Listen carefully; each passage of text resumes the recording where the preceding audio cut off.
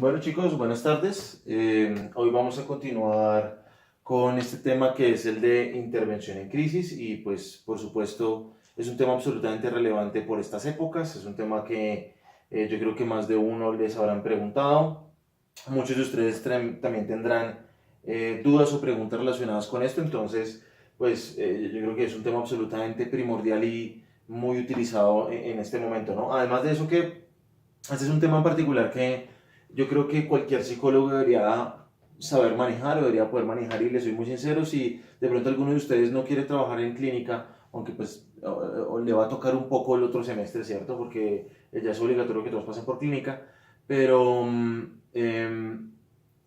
si eventualmente usted piensa no dedicarse al tema de clínica, yo creo que como mínimo debería saber esto. Esto es como, creo yo, los primeros auxilios para, digamos, como lo que son para los médicos o enfermeros y demás, estos son como los primeros auxilios. Entonces, de hecho, vamos a hablar de los primeros auxilios psicológicos. Aquí la idea es que ustedes sepan cómo manejar todas estas situaciones, sepan qué hacer, aquí pues usted se dé una idea de cómo manejar situaciones críticas, y pues ahorita que nos encontramos en una crisis sanitaria, pues por supuesto adquiere una mayor relevancia a la hora de trabajar este tema. Entonces, pues por supuesto, este tema de intervención en crisis es crucial y es absolutamente relevante para todos, ¿no? Entonces, comencemos con qué es una crisis, y pues básicamente ya Slyke, que es el autor principal que estamos revisando, lo plantea desde el 88, y es que una crisis es un estado temporal de trastorno y desorganización caracterizado principalmente por la incapacidad del individuo para abordar situaciones particulares, utilizando métodos acostumbrados para solucionar problemas. En resumidas cuentas, lo que quiere plantear esto es lo siguiente, y es que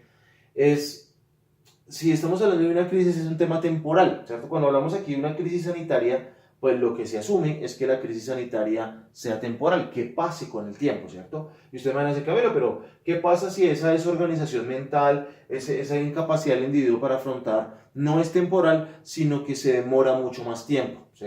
Si se demora mucho más tiempo, ya no estaríamos hablando de una crisis, estaremos hablando de un trastorno, de un diagnóstico. Y estamos hablando de un trastorno diagnóstico, ahí como les digo, es otro tema, es otra cosa distinta. Ya no estamos hablando de una crisis, estamos hablando de otra situación y vamos a requerir otros tratamientos, ¿sí? Lo mismo aplica, por ejemplo, si es una crisis que se presenta de manera recurrente, es decir, si es una persona que varias veces ha tenido intentos de suicidio, si presenta varias crisis psicóticas y demás, ahí no se aplica esto, ¿sí? Ahí, porque ya de hecho, a pesar de que se llamen crisis suicidas o crisis psicológicas, crisis psicóticas, estamos hablando de personas que tienen un diagnóstico, tienen otra cosa y requieren otro tipo de tratamiento. Entonces, si es una crisis, asumimos que es algo temporal. Si se demora más de algo temporal, es algo que establece durante mucho tiempo, ya no es una crisis, se requerirá otro tipo de intervenciones. Si la persona tiene desbalances emocionales y demás de manera muy seguida, entonces tampoco estamos hablando de este tipo de crisis, sino que estamos hablando ya que es otro diagnóstico y requieren otros tratamientos más específicos para esto. Esto se utiliza y se implementa cuando estamos hablando de una crisis temporal, perdón, de una situación temporal, de un desbalance temporal, de un desbalance de esa persona de manera temporal. Y me gusta un montón de esta definición que no solamente se trata de una situación difícil o una situación complicada, sino también se está planteando como que el evento desborda la capacidad de afrontamiento de la persona. Es decir, como en un momento les mencioné en anormal, cuando hablamos de trastorno de estrés post-trauma, ahí nos estamos refiriendo a que no solamente una situación en específico generaba una situación traumática, es decir, no todos los que pasan por un terremoto, no todos los que pasan por un abuso sexual, infortunadamente, no todos ellos desarrollan un trastorno de estrés post-trauma. Se requiere también mirar vulnerabilidades y demás. Esto tiene que ver un poco con esto, y es que hay situaciones que son muy difíciles, pero si uno está entrenado para afrontar ese tipo de situaciones, pues no necesariamente se vuelve en una crisis, ¿sí? O sea, si, por ejemplo, si yo soy un paramédico y de pronto tengo que atender un accidente de tránsito, pues en teoría yo tengo el entrenamiento para ver a una persona sangrando, para ver daños corporales, para ver rupturas de huesos, para ver todo ese tipo de cosas, ¿sí? O sea, si yo estoy entrenado en eso, pues ese tipo de situaciones esperaría que no me sean críticas, es decir, porque sé cómo afrontarlas, sé cómo lidiar con eso. Sin embargo, si yo no tengo las herramientas, así el evento sea algo que no necesariamente sea traumático, así el evento que sea algo que entre comillas sea pequeño, como por ejemplo que me sacaron de un grupo de WhatsApp, ¿cierto? Que a ojos de muchas personas eso puede ser algo, una tontería, ¿sí? Si yo no tengo las herramientas para afrontar eso, ahí puede presentarse una crisis. Entonces, digamos, el que sea una crisis no está determinado por el evento, sino está determinado más bien es por la capacidad de afrontamiento que tenga esa persona en particular. Entonces, por eso también incluimos este elemento donde esa crisis psicológica ocurre cuando un evento que es traumático o no, desborda excesivamente la capacidad de una persona de manejarse de su modo usual. De hecho, hay situaciones que puedan ser denominadas entre comillas traumáticas, pero si uno tiene cómo afrontarlas, entonces no es tan grave, como por ejemplo un militar que está en combate, ¿cierto? Y en ese combate se da cuenta que a su mejor amigo le acabaron de pegar un tiro en la cabeza, una cosa así horrible, pero en teoría si está en el entrenamiento, pues yo esperaría que sepa cómo afrontar esa situación en particular. Entonces, eso es la definición del tema de una crisis. Entonces, por supuesto, un desencadenante de una crisis sería cuando se interrumpe el funcionamiento normal de la vida y se perturba el patrón de la vida previa, es decir, que la persona venía funcionando de una manera particular y de un momento a otro, causado por el evento, deja de funcionar como estaba funcionando anteriormente. Pérdidas o daños percibidos que hacen que la calidad de vida descienda bruscamente, lo mismo tiene que ver con el tema de afrontamiento, pero que generan cambios bruscos muy rápidos. Los recursos habituales de afrontamiento, esto ya lo mencioné, en situaciones difíciles no son aplicables o no producen el resultado esperado, y pues yo creo que obviamente el mejor ejemplo es esta pandemia, y es que ustedes me preguntaron también algunas veces en la clase anterior, y hay otra gente que me ha preguntado, y hay pacientes que me han preguntado: profe, doctor, ¿usted cuándo piensa que se va a levantar la cuarentena y qué vamos a hacer? Y pues lo que yo les comentaba es que en mi caso en particular, pues no tengo cómo responder eso porque no tengo herramientas específicas. Es decir, estamos tratando de hacer herramientas a partir de manejo de crisis y demás, pero no tenemos otro ejemplo de una pandemia así en el mundo, no tenemos otro ejemplo donde el mundo se vea afectado, no hay un ejemplo histórico de eso. Es decir, ocurrieron en su momento las plagas de 1920, la gripe española, y anterior de eso en Edad Media, en otros lugares, pero no tenemos un ejemplo moderno reciente de cómo manejar una situación de esta. Nunca la hemos vivido. Todos, esta es la primera vez que vivimos, hasta de sus abuelos, ¿sí? Hasta de sus papás.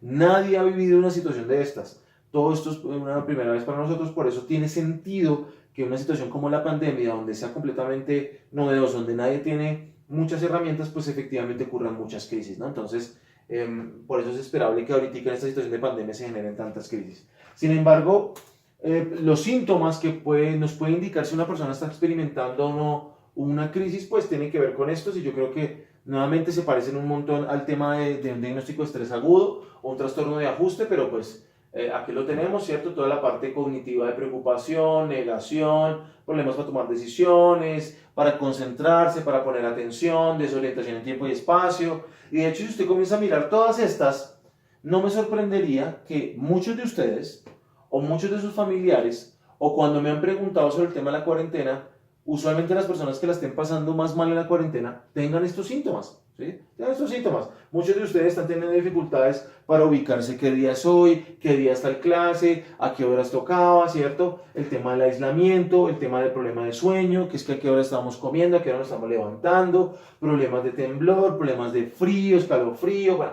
Si se dan cuenta, todos estos síntomas, muchos de nosotros los estamos viviendo porque estamos pasando por una situación crítica, por un tema de una pandemia. Pero obviamente cuando hablamos de una persona que está en una crisis, pues aquí se exacerban todos esos síntomas y se presentan con mayor razón, ¿no? La persona, por ejemplo, que la acabaron de atracar y la persona está viviendo, digamos, como toda esa respuesta de ansiedad y demás después de vivir esa experiencia de atraco, y pues va a sentir todo esto, ¿no? Va a sentir todo esto. Entonces se parece, va a ser quita el tema de estrés agudo, pero aquí estamos hablando simplemente de una crisis. No estamos hablando de un diagnóstico o un trastorno, simplemente de una crisis en particular. Se plantean unas fases de esa crisis, pues obviamente primero que ocurra el suceso precipitante, el suceso amenazante o el evento, que después de eso la persona haga una evaluación con respecto al suceso precipitante, si fue mi culpa o no fue mi culpa, qué fue lo que ocurrió, qué fue lo que pasó, mi vida estuvo en peligro o no, ¿cierto? Activación psicofisiológica resultante del impacto del suceso precipitante, selección de recursos de afrontamiento, si es que eventualmente tengo que afrontarlo y cómo voy a hacer para poderlo afrontar. Ineficacia, obviamente, que es que si aquí uno se da cuenta que las estrategias de afrontamiento funcionan, que la persona sabe qué hacer, pues obviamente yo no espero que lo que pase después de eso es una crisis. Pues si la persona sabe cómo afrontarlo, pues puede que no necesariamente sea una crisis, sino que se resuelva la situación. Entonces, por eso es que el quinto paso es que efectivamente la persona se da cuenta que sus estrategias no funcionan, y después de eso viene la desorganización emocional propiamente dicha, que es lo que se entiende propiamente como una crisis. Entonces, estas son unas fases que pueden pasar muy rápidamente o son fases que pueden tomarse un poquito más de tiempo. Les doy dos ejemplos. Una fase, digamos, estas fases no puede pasar rápidamente, tiene que ver con um, una vez donde yo estaba montando bicicleta y en el momento que estaba montando bicicleta, pues bueno, la verdad es que no estaba haciéndolo de manera muy adecuada, iba muy rápido. Y en el momento en el que iba muy rápido se me atravesó una persona, por quitarme del camino, quité la bicicleta, yo me caí y cuando me caí tuve una lesión, caí de cara contra el pavimento y había unas piedras y demás, y una de las piedras me alcanzó a abrir aquí el labio por completo. Entonces obviamente cuando yo me caí, se te ocurre el evento, en ese momento cuando yo me levanto, trato de evaluar qué fue lo que pasó, miro a la otra persona si le pasó algo, y me doy cuenta que la persona pues está enojada, pero cuando me mira, la persona como que sí estaba enojada, pero me miró y hizo una cara como de sorpresa, ¿cierto? Y yo digo, bueno, pues la persona se le preguntó, ¿usted está bien? No, sí estoy bien, no pasa nada. Me dice, pero ¿usted cómo está? Y yo, no, yo estoy bien, ¿seguro? Yo, sí, estoy bien. Y entonces, bueno, nada, yo me monto otra vez en la bicicleta, en esa época estaba en el colegio, yo me monto otra vez en la bicicleta, comienzo a andar y comienzo a sentir realmente un líquido y demás y me doy cuenta eventualmente que cuando me mando la mano a la boca que está ensangrentada, que la mano está completamente ensangrentada, entonces en ese momento yo tengo que comenzar a evaluar, pues hombre, qué fue el daño, qué fue lo que pasó y demás, y ya cuando me doy cuenta que comienzo a sangrar, pues en ese momento me doy cuenta que el daño pues al parecer fue grande, ¿no? Entonces comienzo a tocarme, me comienza a doler y me doy cuenta que realmente tengo un hueco, ¿cierto? Acá, que me duele un montón el labio en la parte de arriba y que siento que tengo como un colgajo de piel. Entonces en ese caso lo que hago es que me voy para un amigo, porque en esa época no tenía celular, no tenía nada, no tenía espejo, no tenía nada, entonces me fui para donde una amiga. En ese momento cuando me fui para donde la amiga, me doy cuenta, pues ella me deja entrar, obviamente también se asusta, pensó que yo me agarraba a golpes con otra persona, pero claramente no había sido así, aunque no me creyó, pero no había sido así. Ella me dejó entrar a su casa, miramos en el baño y cuando me doy cuenta en el baño que en el espejo que tengo una lesión en el labio de arriba, donde básicamente el labio está casi partido en dos y pues tengo un pedazo del labio que está protuberante. Entonces en ese momento, obviamente me doy cuenta que no lo puedo solucionar, que obviamente yo no puedo ponerme a echarme agüita y ya está, que de hecho en un momento como que traté de negociar con la situación, como no, eso no pasa nada, eso con el tiempo se me va cerrando y demás, y me echo un poquito de rifocina y se acabó, pero ya después tuve que reconocer que realmente la lesión era grande y que tenía que afrontarlo, ¿no? Tenía que mirar a ver qué iba a hacer porque yo solo no lo iba a poder lograr, y cuando me di cuenta que yo solo no lo iba a poder lograr, pues me dio mucho miedo, me dio mucho malestar, tener que llamar a mi mamá, tener que llamar a mi papá, ¿cierto? A contarles, no, mire, lo que pasó fue que me accidenté y tengo el labio así, entonces obviamente, claro, cuando le conté a mi papá, entonces el tipo se salió volado del trabajo, casi se estrella, mi mamá también, bueno, finalmente, eventualmente los dos llegan al sitio y lo mismo, pensaron que me había agarrado a golpes y demás,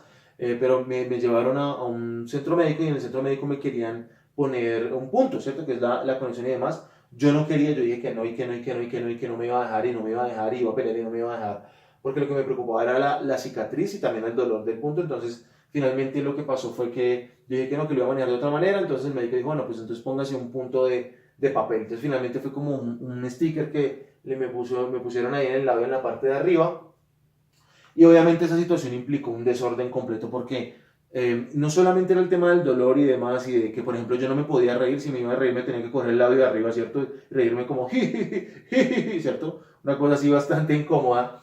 Y la otra era que, pues obviamente para ir a estudiar era muy incómodo, tenía los labios muy inflamados ya. Obviamente en esas épocas uno de colegio que le preocupa su aspecto y que las chicas y los chicos lo vean a uno, pues obviamente con el labio así que se la van a montar, le van a hacer comentarios, entonces fue una desorganización complicadísima, para comer fue muy difícil porque me tocaba casi como con pitillo, pero dicho, fue un momento crítico porque hubo mucha desorganización derivada de eso, entonces en esa situación si se dan cuenta fue, para mí por lo menos yo lo vi como estas primeras fases las pasé muy rápido, fue muy rápidamente que me di cuenta que no iba a poder lidiar con ese tema y por eso es que me dio mucho miedo, me dio mucho susto. En cambio hay otras personas que esto es mucho más lento, pero eventualmente se dan cuenta de eso. De hecho, infortunadamente lo estamos viviendo ahorita que tiene que ver con crisis económicas, ¿no? Negocios que de pronto al principio ocurre el tema de la cuarentena, ¿cierto? Tratan de evaluar si va a ser difícil o no, cómo es el tema, se tratan de ajustar, de pronto hay malestar por parte de los jefes o por parte de otras personas que son los dueños del negocio y cómo vamos a hacer, ¿cierto? Comienzan a tratar de utilizar estrategias para afrontar el tema de las pérdidas, el tema de la cuarentena y demás, y todo el tema económico, pero puede que eventualmente se den cuenta que lo que están haciendo para afrontarlo no es suficiente y después de eso puede generarse una crisis propiamente dicha. Entonces, ahí eso probablemente es algo que se demora semanas o puede durar meses, entonces todavía puede que algunos de los negocios que tenemos ahorita, y de hecho muchas personas estemos en estas fases antes de desencadenar esa crisis. ¿Listo? Ahí para que lo tengan de ejemplo. Algunos teóricos plantean crisis circunstanciales y crisis relacionadas con el tema del desarrollo. Más allá de hacer una clase del tema de desarrollo, que yo asumo que ustedes ya pasaron por esa clase, pues yo creo que todos sabemos que en la medida que uno va creciendo se van presentando diferentes hitos, se van presentando diferentes logros que la persona tiene y que en la medida que los va alcanzando, pues es que es un síntoma o es un indicio de que la persona va creciendo y de que cómo está funcionando la persona. Entonces, esas crisis de desarrollo básicamente son tareas que se deben cumplir en una transición de una etapa de la vida a otra y no se solucionan, algunas veces puede pasar porque no se solucionan acertadamente, porque hay alguna interferencia más o menos entre comillas predecible. Le doy un par de ejemplos. Los que, por ejemplo, vivieron con tristeza o con malestar el paso de primaria a bachillerato, ¿sí? Por ejemplo, en mi caso, en la primaria estábamos en una parte del colegio donde solamente estaba primaria y cuando pasamos a bachillerato, entonces uno deja de ser el más grande en primaria y comienza a ser el más chiquito en bachillerato, entonces ahí fue un lío para relacionarse con los demás, entonces eso puede generar una crisis. Por ejemplo, los que pasaron del colegio a la universidad, ¿no?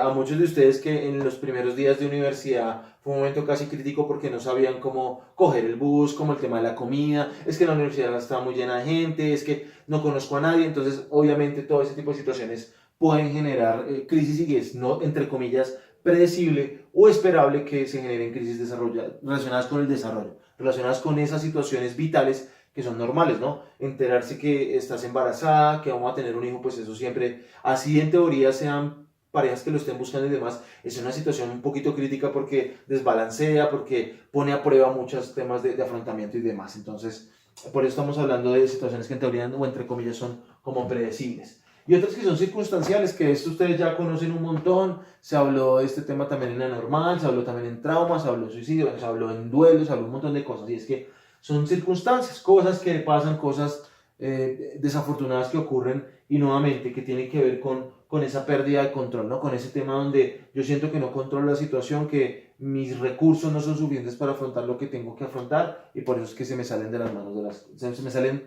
las cosas de las manos. En términos de prevención, por supuesto sabemos que es imposible prepararse 100% para diferentes situaciones traumáticas o difíciles, pero hacemos lo posible. Es decir, las personas que están más preparadas para afrontar situaciones complicadas o de crisis son las personas que tienden a tener un mejor rendimiento en ese tema de crisis. Entonces, por eso es que, por ejemplo, desde Life o ahorita en la universidad vamos a comenzar a generar seminarios y cosas relacionadas con el manejo de la pandemia, con el manejo de problemas emocionales durante la pandemia, con darle recomendaciones a la gente de qué hacer durante el encierro. Bueno, todas esas son recomendaciones que tienen como objetivo prevenir que esta circunstancia que está ocurriendo en la pandemia pueda generar problemas y lo mismo aplica a todo. Por ejemplo, con los militares, hablar de qué hacerse de pronto quedo secuestrado, si tengo alguna lesión en el cuerpo, si secuestran o lesionan a mi compañero, en el caso de los médicos y demás de urgencias, qué hacer si llega alguna lesión, qué pasa si yo me enfermo. Bueno, hay un montón de cosas que implica prepararnos, ¿cierto? Entre comillas, porque nunca vamos a estar 100% preparados, pero prepararnos para el manejo de diferentes situaciones críticas, ¿no? Entonces vamos a encontrar que tenemos dos tipos de intervención en crisis, ¿sí? La intervención en primera instancia, y esta intervención de primera instancia, que se denomina también primeros auxilios psicológicos, aplica lo mismo que los primeros auxilios médicos. Mi pregunta para ustedes es, ¿los primeros auxilios médicos siempre los dan médicos, enfermeros o algo así?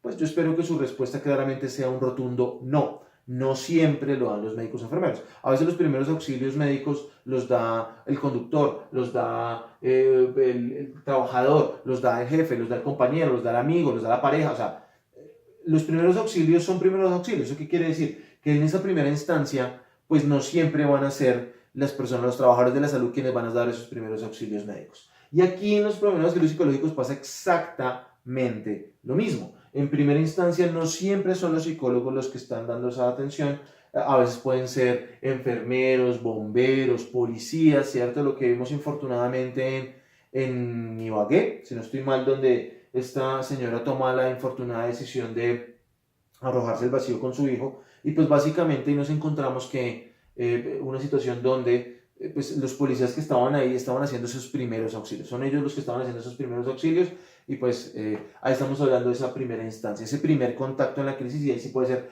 cualquier persona, pueden ser ustedes. Ay, es que yo no quiero trabajar en clínica, igual, por eso les digo que si usted se va a llevar algo de esta clase tiene que ver ese tema de primeros auxilios, que usted va a ser el primero en acercarse en ese momento, va a ser el primero en que lo traten de contactar, así usted no trabaja en tema de clínica. Usted está en una empresa, ¿cierto? Señorita, y usted está haciendo selección de personal, reclutamiento, y resulta que, no sé, la señora de la ciudad en algún momento está diciendo que se va a matar y que se siente horrible, pues adivine quién va a ser la primera persona que van a pedir que se contacte, que le van a pedir ayuda, va a ser usted, porque es la psicóloga, independientemente de que usted ya no esté en clínica o no se dedica a clínica, aún así a usted le toca dar esa respuesta, por eso es que va a ser importante que usted tenga claros sus primeros auxilios psicológicos. Pero en segunda medida, ¿cierto? O vamos a tener también la intervención en crisis de segunda instancia. Ahí ya estamos hablando de una terapia para la crisis. Esa terapia para la crisis, como su nombre indica, la aplican terapeutas, ¿cierto? Terapeutas me estoy refiriendo a psiquiatras, psicólogos, trabajadoras sociales o personas que más o menos tengan dominio de terapias psicológicas o sepan cómo trabajar este tema de acompañamiento psicológico y ahí estaremos hablando de una intervención en segunda instancia. Ya, por ejemplo, cuando, no sé, es que hace una semana se murió mi papá y entonces a mí me recomendaron que fuera al psicólogo para hablar del tema y demás. Entonces, esas cosas iniciales de duelo, esas cosas iniciales de eventos traumáticos y demás, ahí estamos hablando de terapia, intervención en segunda instancia. ¿Listo? Ahí nos referimos directamente a ese tema de intervención en segunda instancia, a terapeutas que le ayudan al consultante a manejar ese tema de esa crisis directamente. Independientemente de si es PAP, independientemente de si es segunda instancia, independientemente de si es un enfermero o no, independientemente de si es un psicólogo o psiquiatra, el centro, la razón por la cual funciona, el componente central de la atención en crisis, guiño, guiño, ¿cierto? Es el componente principal, es el modelo CASIC.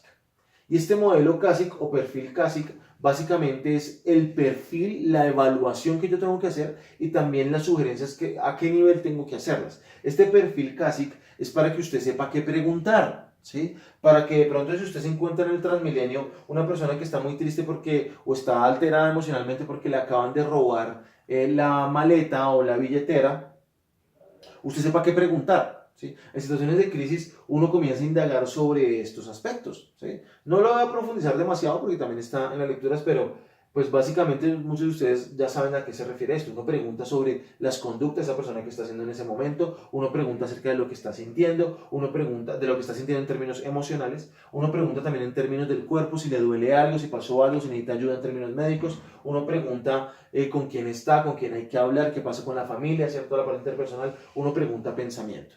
Si se dan cuenta, a pesar de que sea CASIC, ¿cierto? La parte cognitiva, afectiva, somática, interpersonal y conductual, uno no va en este orden, ¿sí? O sea, por eso se plantea de esta manera como un círculo. O sea, no es porque sea uno detrás del otro, sino es porque usted tiene que tener en mente ese modelo CASIC para saber qué preguntar. Cuando estamos en situaciones críticas, muchos de nosotros vamos a tener dificultades porque no sabemos qué preguntar, no sabemos qué decir, no sabemos qué sugerir. Una persona está llorando y entonces yo le digo, bueno, pero entonces, ¿qué hago? ¿Qué le pregunto? ¿Qué le digo?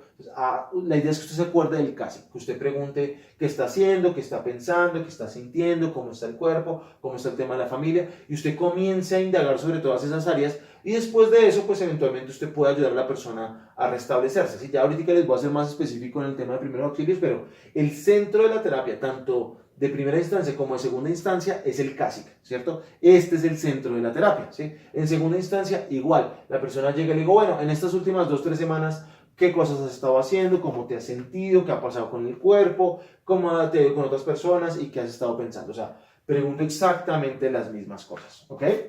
Entonces, en esos primeros auxilios psicológicos o de primera instancia, pues el objetivo primordial es restablecer el equilibrio psicológico. Recordemos que en la definición de crisis, si yo estoy diciendo que la crisis implica que yo me desestabilizo porque no tengo estrategias de afrontamiento, pues yo espero que usted comience a entender que la intervención en crisis consiste en que la persona vuelva a estabilizarse, ¿cierto? Dentro de lo que se puede, vuelva a estar estable, o que tenga también mayores estrategias de afrontamiento para esa situación, ¿sí? Entonces, básicamente, ayudar al paciente a restablecer el equilibrio psicológico, es decir, a la emocionalidad, que esté mucho más calmada, brindarle pautas de afrontamiento, lo que les estaba mencionando ahorita frente a la crisis y frente a la situación precipitante.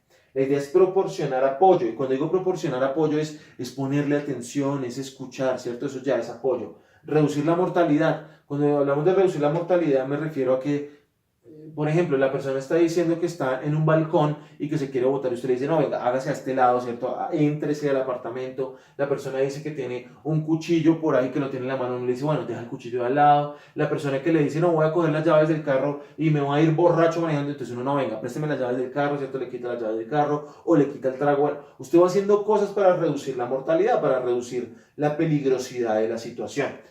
Y eventualmente comienza a proporcionar recursos de ayuda. Pero ese proporcionar recursos de ayuda no se trata de que usted tenga que hacer la terapia, ¿sí? Sino que también implica que usted pueda ayudar a la persona que se ponga en contacto con recursos de ayuda, ¿sí?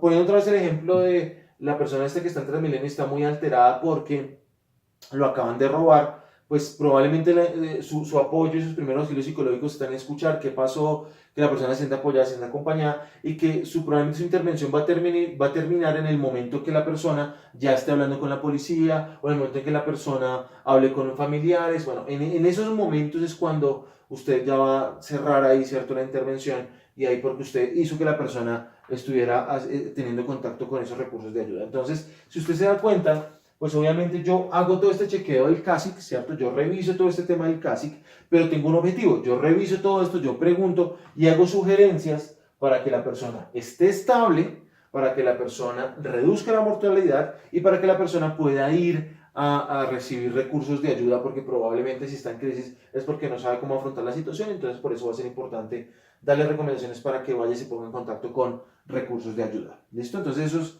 tiene que ver con los primeros auxilios psicológicos. Otras características de estos primeros auxilios psicológicos, pues el tiempo cambia dependiendo del caso, ¿no? Pues estamos, a ver, no estamos hablando que esto va a durar días o semanas. Yo ya les dije que cuando hablamos de semanas, pues estamos hablando de terapias de segunda instancia. Probablemente esto va a durar minutos a horas, y les soy muy sincero, de pronto yo podría extender esos primeros auxilios psicológicos a máximo un día, ¿cierto? Porque tiene que ver con esa situación en específico, ¿no? Ya esto lo mencioné, usualmente no la realizan psicólogos o terapeutas, sino quienes la realizan son padres, cuidadores, vecinos, policía, iglesia, abogados, médicos, enfermeras, etcétera, etcétera, etcétera, etcétera, etcétera. Ah, bueno, otra cosa importante, ¿no? Pues esos primeros auxilios psicológicos, pues no es que siempre ocurran en un consultorio, en la tranquilidad del consultorio, sino que ocurren en la calle, en la comunidad, en lugares, ¿cierto? En hospitales, en escuelas, en ambientes de trabajo. Ocurren pues como los primeros auxilios médicos en diferentes lugares. El procedimiento se basa bajo los 5 componentes de los primeros auxilios psicológicos. Esos 5 componentes, déjenme si los tengo acá. Sí, acá los tengo, perfecto. Esos 5 componentes, ¿cuáles son? Nuevamente, esos componentes no se trata de pasos, sino simplemente se trata de cosas que usted tiene que tener en cuenta. Primero, contacto psicológico, entonces establecer la empatía, que usted escuche a la persona, perdón. No se trata de juzgarla, decir que hizo algo bien o algo mal, no se trata de eso, sino simplemente de escucharla. Facilitar la expresión de emociones, que la persona exprese, así esté enojado. Si la persona está enojada, en el momento está expresando y grita y putea y demás, bueno, pero que exprese. Una persona que expresa siempre va a ser más funcional que una persona que no, que exprese. Expresar la emoción no es peligroso, es lo que yo hago con esa emoción, ¿cierto? Promover la normalización de emociones, que es normal sentirse de esa manera, ¿cierto? Mucha validación, cosas que ustedes revisaron también en medición y demás el semestre anterior, la validación, explicarle a la persona por qué tiene sentido que se esté sintiendo como se está sintiendo, ¿no? Examinar las dimensiones del problema, ya otra vez lo mencioné, y es que el modelo casi que es crucial. Muchas veces uno se queda en el tema de, ay, te robaron, bueno, pero no, pues bueno, pregúntele a la persona cómo está, si le duele algo, si pasa algo, si cómo se está sintiendo, qué está pensando, qué está pasando, qué es lo que está, o sea, evalúe las dimensiones para que sea más claro, ¿cierto? Ese pasado inmediato, presente, futuro, dónde estabas, qué estabas haciendo, para dónde vas, con quién estabas hablando, ahorita a quién vas a contactar, o sea, hacer un paneo también de ese modelo casi en pasado inmediato, presente inmediato y futuro inmediato, o sea, en esos transcursos de esas horas, ¿qué es lo que va a ocurrir, ¿no? Identificar posibles soluciones. Usted puede comenzar a proponer algunas soluciones alternativas. Llamemos a la policía, no, digamos al señor Transmilenio que detenga el Transmilenio. Bueno, usted puede comenzar a promover algunas soluciones pero pues asegúrese pues de que sean adecuadas y que efectivamente el paciente las esté entendiendo y no sean invalidantes. Entonces por eso también usted puede plantear esas soluciones. Tomar decisiones, y es que a veces en una situación crítica el paciente le cuesta, a veces no, de hecho a la mayoría de gente le cuesta tomar decisiones cuando está en una situación crítica, entonces parte de su labor implica también ayudarle a la persona a tomar esa decisión en términos de la crisis, a que la persona pueda ayudarle a orientar, no, ven, si quieres llamamos a la policía, o yo lo llamo, o yo hablo con tu familia, o bueno, ahí como que hablar de esa toma de decisiones va a ser en algunos casos, cuando estamos hablando de PAP, de primer auxilio psicológico, la decisión va a estar más recargada en usted, ¿sí? Por ejemplo, en un accidente de tránsito, algunas personas tendrán que tomar la decisión de, bueno, salimos y a quién sacamos primero, qué hacer, ir a un lugar o ir al otro, llamar a la ambulancia, no llamar a la ambulancia, inmovilizar, no inmovilizar, o sea, a veces se necesita ese líder que ayude también a tomar esas decisiones, porque en momentos de crisis pues es complicado que algunas personas, sobre todo el que está inmerso en la crisis, que tome decisiones y sea muy, muy asertivo. Y eventualmente hacer seguimientos, ¿no? Después de eso, pues, sobre todo si uno ya, esto no tiene que ver no tanto con el tema de encontrarme una persona en la calle, pero si de pronto uno es profesor, si uno es policía, si uno es médico, si uno es enfermero, si eventualmente como que se da cuenta que una persona que está en crisis y que hace parte de su trabajo como policía, como profesor, como enfermero, como psicólogo, en ese caso usted puede hacer un seguimiento más adelante de esos pacientes y preguntar cómo están, ¿no? Preguntarles, llamarlos, mirar a ver si los primeros auxilios funcionan, si la persona está en crisis o no, o si la persona requiere algún tratamiento desde segunda instancia, o requiere algún otro tratamiento mucho más grande, o requiere algún otro acompañamiento psicológico, orientar a esa persona como para ese lado, ¿cierto? Entonces es como que, no sé, les doy un ejemplo, soy un profesor en el colegio y entonces hay un adolescente que entró en crisis y lo pude manejar, le pregunté, le di un par de sugerencias, después la persona estuvo más calmada, pero yo esperaría que al día siguiente o preguntarle directamente o llamar al teléfono y venga, ¿cómo le fue? ¿Qué pasó? ¿Qué ha pasado? ¿Está bien? ¿Necesita ayuda? Como que decirle, venga, yo conozco algún psicólogo, o pedíamos ayuda a tal lado, entonces como que hacer ese acompañamiento también va a ser importante, ¿no? Hacer ese direccionamiento, que la persona busque ayuda en segunda instancia si lo necesita, y también nuevamente que esté en contacto con esos recursos de ayuda. Algunas acciones intermedias, algunas otras recomendaciones: llamar a familiares o amigos, que ya los mencioné, que recoja a la persona, que lo lleve al hospital si es necesario, o que esté pendiente de esa persona durante las 48 horas, hacer remisiones a psiquiatrías o hospitales psiquiátricos, ¿no? Esto lo menciono porque muchos de ustedes me han contactado y me han dicho, profe, es que tengo un amigo que está desesperado en la cuarentena y no sé qué decirle, qué hacer y demás. Bueno, yo espero que ya usted aprenda a partir de esta clase, que usted haga la indagación por el tema del CASIC, ¿cierto? Escuche a la persona, sea empático, sugiérale algunas soluciones. Si nada de eso funciona, entonces oriéntelo a recursos de ayuda, a que vaya a un hospital, a que pida ayuda en términos psicológicos, a que hable con un familiar, que un familiar lo acompañe. Entonces eso va a ser lo necesario, o va a ser la remisión a psiquiatría o hospital psiquiátrico si lo vemos como necesario. Y ahora, para ir cerrando con este tema, vamos a hablar de la intervención en segunda instancia. Y si se dan cuenta, pues es muy parecida. Lo que cambia es el tema del tiempo. Es decir, primero, dura de semanas a meses mientras la persona se ajusta, ¿cierto? Tiene que ver mucho con lo que les mencioné de trastornos de ajuste y ayudar a que la persona esté mucho más estable. Le realizan psicoterapeutas, ya lo mencioné. Se hacen ambientes terapéuticos como consultorios, ¿no? Ahí ya estamos hablando de tener un tratamiento psicológico para esto. La meta es resolver la crisis, elaborar el incidente que causó la crisis, integrar el incidente a la dinámica de la vida, establecer la disposición para encarar el futuro. En otras palabras, básicamente es que yo le dé a la persona las herramientas, las estrategias de afrontamiento para que pueda lidiar con la crisis, ¿cierto? Y pueda estar mucho más estable a largo plazo, que eventualmente a través de las semanas, a través de los meses, pueda asimilar la pérdida o pueda asimilar lo que pasó en la crisis, ¿sí? Entonces ese es como el objetivo en ese caso, darle las herramientas y que la persona pueda asimilar más la crisis específicamente. Sin embargo, pues, lo que les estoy comentando, ¿no? Pues hacer una valoración del tema del CASIC es el tema central. Evalúe el tema del CASIC, cómo está la persona actuando, cómo se está sintiendo emocionalmente, cómo se está sintiendo en el cuerpo, cómo le va con otras personas y qué es lo que está pensando, ¿no? Establecer acciones concretas para el tratamiento de ese perfil, ¿no? Supervivencia física en el tema somático y demás, y de las secuelas de la crisis, expresar los sentimientos, si hay rabia, si hay tristeza, si hay ansiedad, a manejar el tema cognitivo a través de reestructuración o a través de alguna estrategia de modificación de pensamiento, o si en algún momento también vemos en la parte somática o de ansiedad que puede servir estrategias de relajación o de respiración diafragmática, también póngalo. No es casualidad que esta estrategia de crisis la esté planteando al final del semestre, porque usted puede tomar elementos de algunas otras terapias anteriores, algo de activación, algo de relajación, algo de respiración, algo de conciencia plena. Entonces ya cuando vamos a hacer intervención en crisis de segunda instancia, ahí ya comienza a sugerir ese tipo de estrategias que vimos anteriormente, ¿no? Y obviamente realizamos el plan de tratamiento mediante técnicas basadas en la evidencia, que es lo que les estaba mencionando ahorita, y es que usted comienza a plantearse si la persona está muy triste, hacer activación, o entrevista motivacional si necesita motivarlo a algo en particular, o que vamos a hacer reestructuración si necesita modificar el pensamiento, o vamos a hacer algo de exposición si la persona está muy ansiosa. Entonces usted con las estrategias que hemos visto, ¿cierto?, anteriormente hasta la fecha, ahí usted comienza a utilizar esas estrategias para ayudar a la persona a resolver la crisis, a resolver parte de lo que tiene que hacer. ¿Listo, chicos? Entonces, eso sería el tema de intervención en crisis.